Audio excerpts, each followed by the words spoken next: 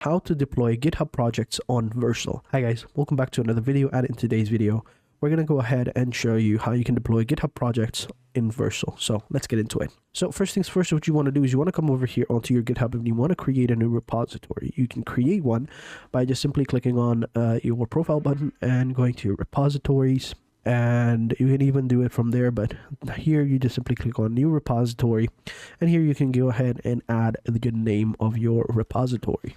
So just add in the name. So I'm just going to call it testing and no description needed or anything like that. And then we're going to click on create repository. All right, so I've created it and I've added the to-do list. I used the DeepSeek application to give me one. No, it's a simple one. All right, so now that that's done, we're going to go over to Vercel and we're going to click on start deploying. And here, import Git repositories. All right, so we're going to continue and connect with GitHub. There we go. It's already connected. Authorize it right here. And you are being redirected. So wait for it to get started and install the GitHub application. There you go. Install. Wait for it to be installed. And here we go. So here we have the project right here. We can go ahead and import it. I already have another one. That's something else. But yeah, this is how it looks like. Then you just simply click on the deploy button. You have the project name right here and framework and everything.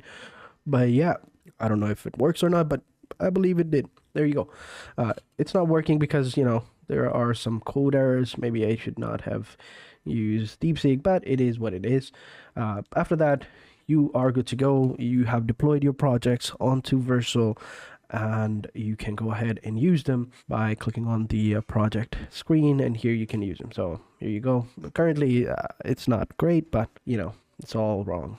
But yeah, there you have it. That's how you do it. That's how you deploy GitHub projects onto Vercel. So thank you for watching, and I hope you guys enjoyed this video. If you did, be sure to hit the like button, subscribe to the channel, and turn on post notifications. And until next time, take care and goodbye.